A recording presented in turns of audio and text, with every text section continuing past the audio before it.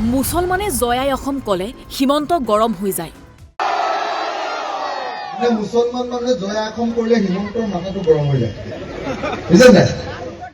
হিন্দু মুছলমান এক হওক, চাচা মামাক ব্ৰহ্মপুত্ৰত দলিয়াই দিয়ক। হিন্দু মুছলমানে এক হওক, হিন্দু মুছলমানে এক হওক, বিজেপিক ব্ৰহ্মপুত্ৰত দলিয়াই পেলাওক, বিজেপিক ব্ৰহ্মপুত্ৰত দলিয়াই পেলাওক, এআইডিএফক ব্ৰহ্মপুত্ৰত দলিয়াই পেলাওক। চাচা মামা গো বেক, চাচা মামা গো বেক, চাচা মামা ব্ৰহ্মপুত্ৰলৈ দলিয়াই দিয়ক। সংখ্যালঘু অঞ্চলত পুনৰ বিধায়ক অখিল গগৈৰ ৰণদংকা। শোণিতপুৰৰ ৰঙাপাৰত ৰাইজৰ দলৰ সভাত উপস্থিত থাকি অখিল গগৈয়ে কয়, দাড়ি টুপি লুঙি থাকিলে মুছলমানে এঠাইৰ পৰা আন ঠাইলৈ যাবলৈ ভয় কৰে। টুপি পিন্ধিছে, যদি তেওঁৰ মুখত দাড়ি আছে আৰু যদি তেওঁ এখন লুঙি পিন্ধিছে, তেতিয়াহ'লে ইয়াৰ পৰা বালিপাৰালৈ যাবলৈ, বালিপাৰাৰ পৰা তেজপুৰলৈ যাবলৈ বা ইয়াৰ পৰা গুৱাহাটীলৈ যাবলৈ ভয় কৰে। ৰাস্তাত কিজানি আমি কাৰোবাৰ হাতত মাৰ খাব লাগিব নেকি? হয়নে নহয় ৰাইজ?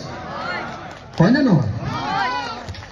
কোনো পধ্যে কোনো চৰকাৰে এনেকুৱা পৰিস্থিতিৰ সৃষ্টি কৰিব নোৱাৰে।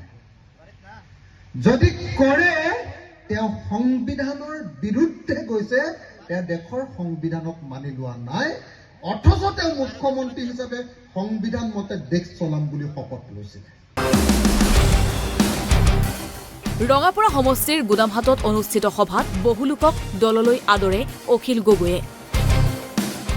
বিধায়ক অখিল গগৈয়ে বিজেপিক তীব্ৰ সমালোচনা কৰি কয় যে দিলীপ শইকীয়া সভাপতি হোৱাটো বিচৰা নাছিল মুখ্যমন্ত্ৰীয়ে। RSSে ধমক দিহে দিলীপ শইকীয়াক পাতিছে সভাপতি। আৰু আজিৰ দিনটোতো কোনো পধ্যে হিমন্ত বিশ্ব শৰ্মাই আপোনাৰ কি কয়, আজি যে সভাপতি হ'ল, কি নাম? দিলীপ শইকীয়াকতো তেওঁ সভাপতি পতা নাই। তেওঁতো সভাপতি পাতিব খুজিছিলে আপোনাৰ এই আগৰ সভাপতিজনকে, কি কলিতা আছিলে, ভৱেশ কলিতাকে তেওঁ পাতিব খুজিছিলে। এতিয়া RSSে ধমকি দিহে এওঁক পাতাইছে। এতিয়া সেইটো ক্ৰেডিট ল'বলৈ গ'লে নহ'ব নহয়। হিমন্ত বিশ্ব শৰ্মাৰ কোম্পানীৰ ভিতৰত RSSে আজি অকণমান হস্তক্ষেপ কৰিছে প্ৰথম দিনটোৰ কাৰণে। তাৰ আগতে সদায় চব কাম হিমন্ত বিশ্ব শৰ্মাৰ কোম্পানীৰ চেয়াৰমেন হিচাপে হিমন্ত বিশ্ব শৰ্মাই কৰি থাকে আৰু CEO হিচাপে পীযুষ হাজৰিকাই কৰি থাকে। কোম্পানীটোৱে মানে গোটেই বিজেপিটো কিনি পেলাল। কংগ্ৰেছ আৰু AIUDFৰ ভোট বেংকত মৈক্ষম আঘাত কৰি সংখ্যালঘুৰ ত্ৰাণকৰ্তা ৰূপত থিয় দিছে বিধায়ক অখিল গগৈ, যাক লৈ এতিয়া অখিলৰ ওপৰত নাৰাজ কংগ্ৰেছ, নাৰাজ AIUDF।